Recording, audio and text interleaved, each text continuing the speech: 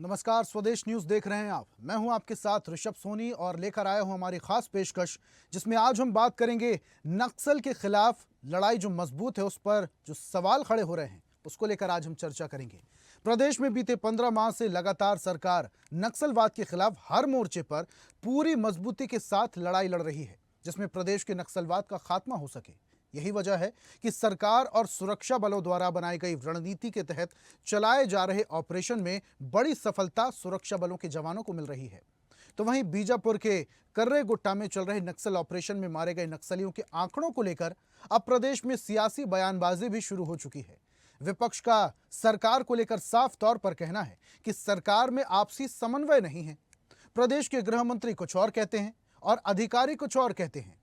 प्रदेश में नक्सल ऑपरेशन चलाया जा रहा है और उसके आंकड़े भी सरकार बराबर नहीं दे पा रही है। वहीं सरकार की ओर से डिप्टी सीएम विजय शर्मा का कहना है कि कांग्रेस का काम है भय और भ्रम फैलाना। बहरहाल, जब नक्सलवाद के खिलाफ चलाए जा रहे ऑपरेशन को सफलता मिल रही है तो इससे किसको टेंशन है, नक्सलियों को या विपक्ष को? यही हम आज के कार्यक्रम में के जरिए समझने की कोशिश करेंगे। खास मेहमान भी हमारे साथ जुड़ेंगे, लेकिन उससे पहले आपको कुछ बयानबाजियां सुनवाते हैं। सुनिए। फेल है कि नहीं फेल है ये तो आप लोग देखें, मैं इसमें कुछ नहीं कहूँगा, लेकिन इतना लंबा चलने वाला जो ऑपरेशन है उसमें भ्रामक जानकारी क्यों? ये ऑपरेशन का नाम संकल्प था कि नहीं था? मुख्यमंत्री कह रहे हैं, गृह मंत्री उसका खंडन कर रहे हैं। आंकड़े 31 का बता रहे हैं, 22 का बता रहे हैं, 20 का बता रहे हैं, 11 आइडेंटिफाई, अनआइडेंटिफाई 11, ये आंकड़े 20 डेड बॉडी रखे हुए हैं, ये भी कहते हैं। ये सारे आंकड़े बता रहे हैं कि ये इनके बीच में न कोई तालमेल है, न किसी को कोई जानकारी है, न इसके नियंत्रण में है। भ्रम और भय पैदा करने का तो ठेका कांग्रेस ने ले रखा है, जो लगातार यही काम करते हैं। वास्तविकता यह है कि हमारी सरकार नक्सलवाद की समाप्ति के लिए पूरी ताकत से लगी हुई है। फेल है कि नहीं? तो नक्सलवाद को लेकर एक तरफ जहां केंद्र सरकार वचनबद्ध है, टारगेट सेट कर दिया गया है मार्च 2026 का, और जो रेड कॉरिडोर है, लाल आतंक का जो रास्ता है, उसे जड़ से खत्म करने के लिए केंद्र और राज्य सरकार दोनों मिलकर कदम उठा रही हैं। और छत्तीसगढ़ में नक्सलवाद के खात्मे को लेकर राज्य सरकार भी वचनबद्ध है। इसको लेकर लगातार ऑपरेशन चलाया जा रहा है। हमारे जो जवान हैं वो लगातार नक्सलियों की मांद में घुसकर उन पर प्रहार कर रहे हैं और उनसे गोला बारूद, हाईटेक हथियार, आईईडी बम भी बरामद कर रहे हैं। तो दूसरी तरफ विपक्ष इस पर सवाल उठा रहा है। विपक्ष का तर्क यह है कि जो लोग मारे जा रहे हैं, क्या वो वाकई नक्सली हैं? और अगर नक्सली हैं तो उनके आंकड़ों में इतना ज्यादा अंतर क्यों है? अभी हाल ही में मुख्यमंत्री विष्णुदेव साय ने एक ऑपरेशन का जिक्र किया था और कहा था कि ऑपरेशन संकल्प के तहत तमाम नक्सलियों को मारा जा रहा है। दूसरी तरफ गृह मंत्री विजय शर्मा ने भी एक बयान दिया और उन्होंने भी कहा कि ऑपरेशन संकल्प जैसा कोई ऑपरेशन नहीं चल रहा है। हालांकि नक्सलियों को लगातार ढेर किया जा रहा है, आंकड़े लगातार सामने आ रहे हैं, लेकिन इसको लेकर कोई भी स्पष्टीकरण सामने नहीं आया। अब विपक्ष को मौका मिल गया और विपक्ष ने यह आरोप लगाया कि दोनों के जवाबों में विरोधाभास का एहसास होता है। अधिकारियों की तरफ से कुछ और आंकड़े पेश किए जाते हैं, जबकि जो सरकार के मंत्री हैं वो कुछ और आंकड़े बताते हैं। हालांकि लगातार नक्सलवाद को खत्म करने के लिए हमारे जवान जहां प्रयास कर रहे हैं, तो विपक्ष सवाल उठा रहा है। अब एक बार फिर से नक्सलवाद के खात्मे को लेकर पक्ष और विपक्ष में सियासी बयानबाजी शुरू हो चुकी है। देखने वाली बात होगी कि ये सियासी बयानबाजी आखिर कब रुकेगी, क्योंकि लगातार ऑपरेशन चलाए जाने से जो नक्सलवाद है वो लगातार सिकुड़ता जा रहा है। एक बात तो तय है कि छत्तीसगढ़ में नक्सलवाद सिकुड़ रहा है और नक्सली बौखलाए हुए हैं, लेकिन इसको लेकर विपक्ष लगातार सवाल खड़े कर रहा है और सरकार को घेरने की कोशिश भी कर रहा है। तो मुठभेड़ में ढेर नक्सलियों के आंकड़ों पर अब सवाल उठ रहे हैं। एक तरफ जहां सरकार नक्सलवाद पर प्रहार कर रही है, तो दूसरी तरफ विपक्ष को भी बैठे बैठाए सरकार को घेरने का मौका मिल गया है। प्रदेश में बीते 15 माह से लगातार सरकार नक्सलवाद के खिलाफ हर मोर्चे पर पूरी मजबूती के साथ लड़ाई लड़ रही है, जिसमें प्रदेश से नक्सलवाद का खात्मा हो सके। यही वजह है कि सरकार और सुरक्षा बलों द्वारा बनाई गई रणनीति के तहत चलाए जा रहे ऑपरेशन में बड़ी सफलता सुरक्षा बलों के जवानों को मिली है। बड़े आंकड़े भी इस दौरान सामने आए। हमारे कुछ जवान भी घायल हुए, लेकिन हमारे जवानों ने लड़ना नहीं छोड़ा और नक्सलियों की मांद में घुसकर हमला बोला। तो वहीं बीजापुर के कर्रेगुट्टा में चल रहे नक्सल ऑपरेशन में मारे गए नक्सलियों के आंकड़ों को लेकर अब प्रदेश में सियासी बयानबाजियां भी शुरू हो चुकी हैं। तो नक्सलियों के खात्मे को लेकर एक तरफ जहां सरकार वचनबद्ध है, तो दूसरी तरफ विपक्ष लगातार सवाल उठा रहा है। इस पर हमारे साथ कुछ मेहमान जुड़ रहे हैं चर्चा के लिए, उनका परिचय आपसे करवाते हैं। बीजेपी की तरफ से तौकीर रजा हमारे साथ जुड़ रहे हैं, कांग्रेस का पक्ष रखने के लिए रूपेश दुबे हमारे साथ जुड़ रहे हैं और वरिष्ठ पत्रकार के शर्मा भी हमारे साथ इस चर्चा में शामिल हो रहे हैं। और सबसे पहला सवाल मैं वरिष्ठ पत्रकार के शर्मा जी से लूंगा। शर्मा साहब, यहाँ पर नक्सलवाद को खात्मे को लेकर लगातार केंद्र और राज्य डबल इंजन की सरकार काम कर रही है। हमारे जवान नक्सलियों की मांद में घुसकर अपनी जान जोखिम में डालकर उनका सफाया कर रहे हैं। सरकार वचनबद्ध है, लेकिन सरकार की तरफ से कोई भी स्पष्ट आंकड़े सामने नहीं आए और इसी का फायदा विपक्ष ने उठाया, सवाल खड़े किए। विपक्ष कह रहा है कि विरोधाभास है अधिकारियों के जवाब में और सरकार के मंत्रियों के जवाब में। इसे किस तरीके से आप देखते हैं? क्या वाकई सरकार के पास नक्सलियों के खात्मे के कोई आंकड़े नहीं हैं? देखिए, आज दोपहर में सीआरपीएफ और छत्तीसगढ़ के डीजी की संयुक्त प्रेस कॉन्फ्रेंस बीजापुर में हुई है। उसमें सभी स्थितियों को स्पष्ट किया गया है। जिस तरह से 21 दिन तक ये पूरा करेगुट्टाई में जो अभियान इनका चला है, उसको लेकर के डिटेल जानकारी दी गई है, किस प्रकार से सफलता मिली। उसकी साठ में यदि मैं बताना चाहूं तो 4 हथियार के फैक्ट्री नष्ट किए गए हैं और 31 माओवादी मारे गए। इस दौरान 21 मुठभेड़ हुई है 21 दिनों में।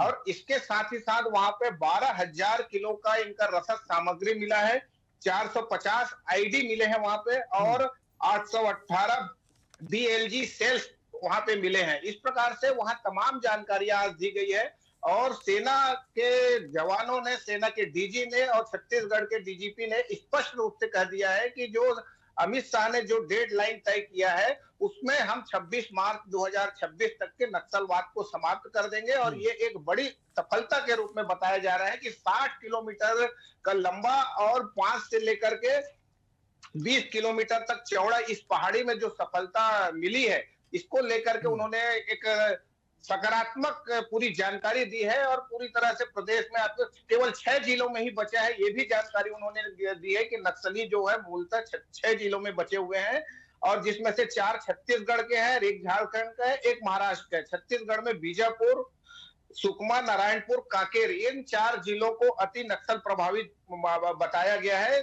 इस प्रकार से नक्सल के खिलाफ जो अभियान चल रहा है उसमें लगातार सफलता मिल रही। जो आंकड़े अभी तक आ रहे थे वो मुझे लगता है कि कुछ इंतजार किया जाए। 31 में से 28 की पहचान हो गई है, ये भी जानकारी आज दी गई है। 31 तो बरामद हुए हैं और 35 हथियार इसमें बड़े बड़े एसएलआर वगैरह भी जब्त हुए हैं, तमाम प्रकार के। सबसे बड़ी बात है जो फैक्ट्री यहाँ पे जब्त हुआ है, 4 फैक्ट्री यहाँ पे है जो स्वयं हथियार बनाते थे।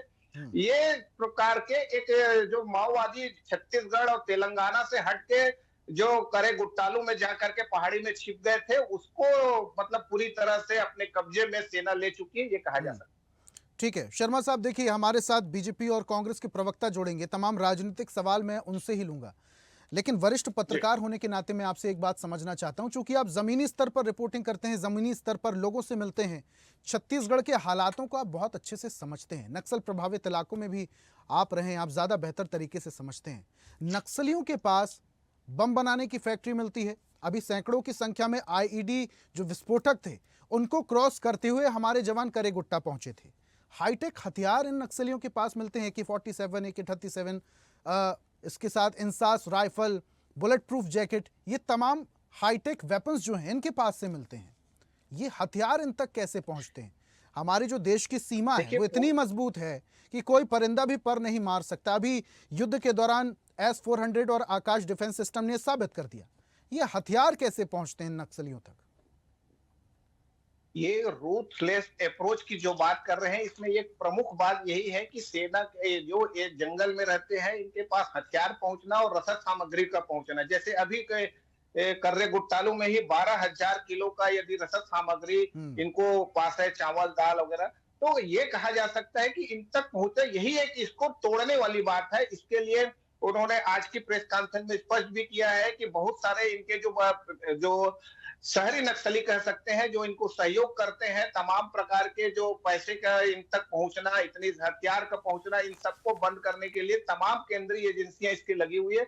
और जो कि आपका सवाल है, तो लाल कॉरिडोर जो बना है केवल छत्तीसगढ़ तक नहीं, छत्तीसगढ़ तो भारत के बीच में है, लेकिन ये लगातार जो लाल कॉरिडोर है उसके माध्यम से कैसे पहुंचता है, कितने लोग इसमें सहयोग कर रहे हैं। जो चर्चा की बात तेलंगाना में आ रही थी, वो कहां तक इनका समर्थन की बात आ रही है कि उनके खिलाफ है, लेकिन राजनीतिक एकजुटता इसके लिए जरूरी है। जिस तरह से इस अभियान के दौरान तेलंगाना और छत्तीसगढ़ के और या महाराष्ट्र की बात करें तो छत्तीसगढ़ के ही जवान वहां पे नजर आ रहे थे। एक संयुक्त अभियान की जो बात कही जा रही थी उसमें कहीं न कहीं कमी है, और इसको कॉरिडोर को समाप्त करने के लिए विदेशों से जो हथियार इनके पास मिल रहे हैं, AK-47 का मिलना मायने रखता है, तो इन सबको रोकने के लिए प्रयास किया जा रहा है। देखना है कि इसमें कितनी सफलता मिलती है, लेकिन निश्चित रूप से विदेशी हथियार का मिलना, कांग्रेस भी लगातार इसको सवाल करती है। केंद्र में भाजपा की सरकार बैठी है, तो वो इसको विदेशी हथियार कैसे यहाँ तक पहुंच रहा है, ये एक बड़ा सवाल तो है ही है। तो शर्मा साहब, इस बात से क्या ये समझा जाए कि इन नक्सलियों के जो तार हैं, जो लिंक हैं,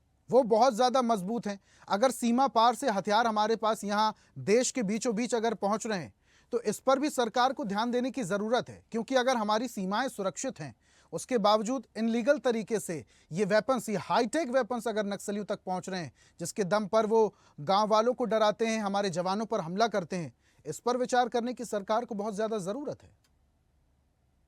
निश्चित रूप से इसी को जब ये तब टूट जाएगा तो इन नक्सलियों की पूरी तरह से सफाया की जो बात कही जा रही है, इसके लिए इन तक हथियारों के पहुंच को रोकने की आवश्यकता है। तमाम प्रकार के आज बड़े बड़े हथियार इनके पास से जब्त हो रहे हैं, तो कहने का तात्पर्य यह है कि इसी का जब इनके पहुंच को यदि रोकेंगे इस तक के जाने के लिए, जैसे जनता तो सेना के साथ खड़ी है, पुलिस के साथ खड़ी है, लोकतांत्रिक सरकार के साथ खड़ी है, तो इंटेलिजेंस तो मजबूत हुआ है, लेकिन ये हथियार इन तक कैसे पहुंच रहे हैं, इसको रोकने की आवश्यकता है।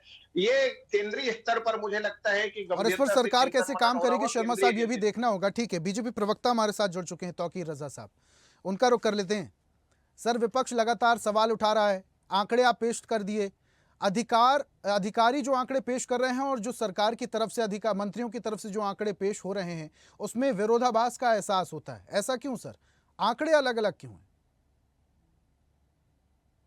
अलग कुछ कारण से कभी कभी होता है, कलेक्शन होते में कई बार देर हो सकती है, तो हो सकता है ऐसा हो गया हो, तो ऐसा पहली बार हुआ हो सकता है, लेकिन ऐसा नहीं है।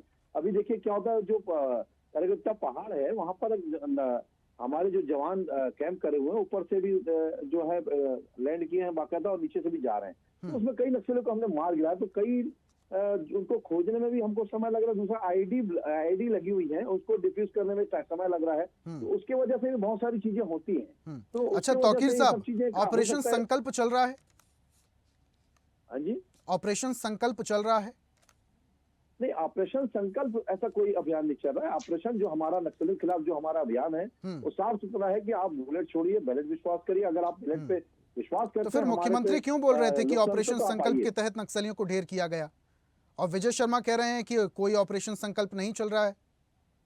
यहाँ पर भी तो मंत्रियों के बीच में समन्वय की कमी देखने को मिलती है। देखिए, पहली बार एक बात बता दूं, पूर्व मुख्यमंत्री भूपेश बघेल जी को कोई हक नहीं है सब इस प्रकार से प्रश्न करने का। खुद एक संवैधानिक पद में रहा व्यक्ति, ये सब जानते हैं कि किस प्रकार से जब कोई हमारी फोर्स काम करती है तो बहुत सारी चीजों को छुपाया जाता है जब तक अभियान कंप्लीट ना हो जाए। ठीक है, अभी अभियान कंप्लीट नहीं हुआ है, अभियान पे हमारे फोर्स, हम बहुत सारी चीजें बता नहीं सकते, वो इस बात को जानते हैं, लेकिन चूंकि उनके साथियों को फायदा हो जाए इस कारण से इस प्रकार से प्रश्न कर रहे हैं। उनको तो कोई हक ही नहीं है, नैतिकता ही नहीं है उनमें। 5 साल उन्होंने एक भी कोई नक्सलियों के खिलाफ अभियान चलाया हो तो बता दीजिए।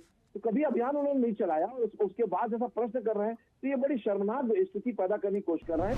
तो जो व्यक्ति अपने शासन में अपने सलाहकार, निजी सलाहकार को लाल बत्ती देकर बैठे रहे, अर्बन नक्सल थे और उनको बैठा के रखे रहा। लेकिन तौकीर साहब, भूपेश शासनकाल में लोन वराटू अभियान चला था, और उस अभियान के दौरान भी तमाम नक्सलियों ने आत्मसमर्पण किया था, कुछ नक्सली ढेर भी हुए थे। ऐसा नहीं कि उस समय यह ऑपरेशन नक्सलवाद के खिलाफ ऑपरेशन नहीं चल रहा था। बिल्कुल नहीं चला साहब। कौन सा अभियान चला, जरा बता दीजिए। लोन वराटू अभियान ऑपरेशन चला ना साहब? उसको वहां से हटा दिया था। तौकीर साहब, लोन वराटू अभियान क्या नहीं चला था?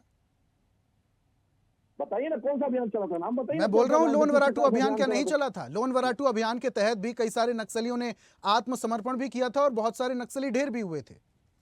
देखिए आत्मसमर्पण किया था, बहुत सारे नक्सली ढेर नहीं होते। कोई तो बोल रहा हूँ कोई बड़ा अभियान इन्होंने नहीं चलाया जिसके कारण से कोई नक्सली को खिलाफ कोई बड़ा अभियान चलाया हो। कोई नक्सली सामने आए फोर्स के सामने तो फोर्स मारेगी, 2-4 नक्सली मर गए अलग बात है, हमारे जवान मरते रहे। लेकिन नक्सलियों की 5 साल में प्रदेश की भूपेश सरकार में एक भी कड़े अभियान नहीं चलाया, बड़े अभियान नहीं चलाया। हमने चलाया है और हमने टारगेट दे दिया है कि हम 2026 तक जो है किसी भी हालत में नक्सलियों का समूल नष्ट कर देंगे। बिल्कुल तौकीर साहब, और इस टारगेट की तरफ हम बढ़ भी रहे हैं। जिस तरीके से नक्सलवाद सिकुड़ रहा है न सिर्फ छत्तीसगढ़ में बल्कि बाकी स्टेट में भी जो नक्सलवाद सिकुड़ रहा है, ये बानगी है कि जो पुनर्वास नीति चलाई जा रही सरकार की तरफ से, डबल इंजन की सरकार की तरफ से, और जो संकल्प लिया गया है मार्च 2026 तक लाल आतंक को खत्म करने का, वो ये परिणाम दिखाता है।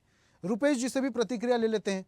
सर, आपके शासनकाल में, भूपेश शासनकाल में लोन वराटू अभियान चला, लेकिन आंकड़ा बहुत कम था। अभी सरकार काम कर रही है, नक्सलवाद को खत्म करने की कोशिश कर रही है। आप लोग सवाल उठाते हैं। भूपेश बघेल कहते हैं कि जो लोग मारे जा रहे हैं क्या वो वाकई नक्सली थे। दीपक बैच कहते हैं कि अगर वो नक्सली थे, मारे गए हैं, तो जवानों को बधाई। इस तरीके के सवाल खड़े करते हैं तो जवानों का हौसला क्या पस्त नहीं पड़ेगा? ऋषभ जी नमस्कार जी। के शर्मा जी नमस्कार, तौकीर भाई नमस्कार। देखिए ऋषभ जी, भाजपा की सरकार जिस प्रकार से छत्तीसगढ़ में चल रही है, ना नीति समझ में आ रही ना नियत, और जिस प्रकार से मुख्यमंत्री जी का वक्तव्य नक्सली ऑपरेशन के मामले को लेकर के और विभाग के मंत्री विजय शर्मा जी का वक्तव्य, दोनों में जिस प्रकार से विरोधाभासी कथन आए हैं, विरोधाभासी बातें, तथ्य सामने आए हैं, जिससे छत्तीसगढ़ में जो नक्सली ऑपरेशन चलाने की जो रीति और नीति चल रही है वो पूरी तरह से कलंकित होने की कगार पर है। जिस प्रकार से छत्तीसगढ़ में 5 साल में कांग्रेस की सरकार थी और कांग्रेस की सरकार ने जहां नक्सलियों के लिए जिस प्रकार से उनके खिलाफ में मोर्चा खोला, और जिस प्रकार से भाजपा के 15 वर्षीय कार्यकाल में आदिवासियों को नक्सली बता करके जेल में भरने का काम किया गया था, 944 लोगों को जेल में भर दिया गया था, जस्टिस पटनायक की कमेटी से जांच कराई गई। और तो और जिस प्रकार से कांग्रेस ने 5 साल काम किया, लोकसभा में सदन के अंदर इनके गृह राज्य मंत्री नित्यानंद जी ने भी कांग्रेस सरकार की नक्सलियों के खिलाफ जो मुहिम थी और योजना थी उसकी तारीफ इन्होंने करी है। ये पब्लिक डोमेन में है, लोकसभा के पटल में है। लेकिन जिस प्रकार से ये घटना अभी घटित हो रही है, कानून व्यवस्था छत्तीसगढ़ में बद से बदहाल है। हम लगातार नक्सलियों के खिलाफ चल रहे हैं। हम भी चाहते हैं कि छत्तीसगढ़ नक्सल मुक्त हो, लेकिन ऐसी कौन सी बेबसी है भाजपा सरकार की, ऐसी कौन सी बेबसी भाजपा सरकार की है कि जब कोई ऑपरेशन में सफलता प्राप्त करते हैं तो घोषणा करने में भी इन्हें कोताही बरतनी पड़ती है। और एक तरफ मुख्यमंत्री जी, एक तरफ गृह मंत्री जी। भूपेश जी, आप ये तो मानते हैं ना कि नक्सलवाद खत्म हो रहा है छत्तीसगढ़ से, देश से? ये मानते हैं कि नहीं मानते? ऋषभ जी, निश्चित रूप से नक्सलवाद खत्म हो हम सबकी मंशा भी हो रहा है या नहीं? सर, हो रहा है या नहीं, ये मैं जानना चाहता हूं आपसे। जिस प्रकार के ऋषभ जी, जिस प्रकार के आंकड़े जिस प्रदेश का मुख्यमंत्री और जिस प्रदेश के गृह मंत्री और जिस प्रदेश की पुलिस आंकड़े बताने में भी स्पष्ट नहीं है, उनकी पारदर्शिता नहीं है, वैसी स्थिति में हम और अब आप बैठ करके किसी भी चीज का, और जो 1300 से ज्यादा नक्सली आत्मसमर्पण कर दे रहे हैं उसको क्या कहेंगे सर? पुनर्वास नीति के चलते भले ही सरकार ने उन्हें प्रलोभन दिया, भले ही सरकार उनके लिए काम करेगी, उन्हें आवाज देगी, शिक्षित करेगी, इस लालच में, इस प्रलोभन में आकर अगर वो समाज की मुख्य धारा से जुड़ जा रहे हैं, आत्मसमर्पण कर दे रहे हैं, तो क्या ये सरकार की सफलता नहीं है? ऋषभ जी, सरकार अपनी सफलता को प्रामाणिकता के रूप में आम जनता के बीच रखने में भी बेबस है, असफल है। देखिए, जिस प्रकार से पुलिस कहती है 31 लोगों की, नक्सलियों की मृत्यु हुई है, उनको मार गिरा है, 200 को पहचान लिया गया है, 11 लोगों की पहचान करके उनके परिवारजनों को सौंप दिया गया है। अरे भाई, यदि नक्सली है, जिनको सौंपे हैं, किनको सौंपे, उनका नाम दो, सार्वजनिक कर दो। ऐसी कौन सी परिस्थिति है कि आप अपनी सफलता को बताने में आप लोग कोताही बरत रहे हैं? देखिए, पारदर्शिता सरकार की उद्देश्य होना चाहिए, और जिस प्रकार से सरकार इस लेकिन नक्सली रुपेश मामले जी, में मुझे जरा एक बात बताइए कि जब कोई ऑपरेशन चलाया जाता है तो बीच ऑपरेशन में थोड़ी ना पारदर्शिता आ जाएगी। जब वो ऑपरेशन पूरी तरीके से कंप्लीट हो जाएगा, उसके बाद उसके आंकड़ों का जिक्र किया जाएगा, उसके बाद उसके बारे में उसकी डिटेल दी जाएगी ना। अभी तो ऑपरेशन चल रहा है, मार्च ऋषभ 2026 जी, तक का इंतजार करना होगा। शायद सरकार की तरफ से पूरे आंकड़े आ जाए कि किस किस कोर ऋषभ कमेटी के जी, नक्सलियों को मार गिराया था। ठीक है, मैं आऊंगा वापस से। रुपेश जी आऊंगा, मैं वापस से आऊंगा। तौकीर जी का प्रतिक्रिया ले लेते हैं। सर, पूरी बात आप रुपेश जी की सुन रहे थे, मुस्कुरा भी रहे थे, हंस भी रहे थे, तमाम सवालों के जवाब देने की कोशिश भी कर रहे थे। दीजिए सर, तमाम तरीके के सवाल उठा रहे हैं रुपेश जी, आंकड़े क्यों नहीं पेश कर दे रहे हैं आप? बता दीजिए कितने नक्सलियों को मारा गया, कितने नक्सलियों को ढेर किया गया, कहां उनके शव पहुंचा दिए गए, बता दीजिए। देखिए देखिए देखिए ऐसा है, आप एक चीज बता दो सोनी जी। अभी जो पहाड़ है करेगुट्टा जो पहाड़ है वो लगभग 50 किलोमीटर का दायरा कहलाता है। ठीक 10 है। किलोमीटर एक तरफ परिधि है, एक तरफ 50 किलोमीटर की परिधि है। उस पे फोर्स काम कर रही है। तो आप अंदाज लगाइए, जब उनको मारा जा रहा है तो तत्काल तो लेके नहीं आया जा सकता, क्योंकि आईडी भी लगी हुई है। उससे बचते हुए उनको निकालना, एक एक सौ को इकट्ठा करना, फिर इकट्ठा करके भेजना, तो उसके आंकड़े इकट्ठा करने में टाइम लग रहा है। कोई मैदानी जगह में नहीं कार्य हो रहा है, पहाड़ी क्षेत्र में काम हो रहा है। और जहां दुर्गम स्थिति बनी हुई है, तो उस तकनीकी चीजों के कारण से सब चीजों को पेश नहीं किया जा सकता।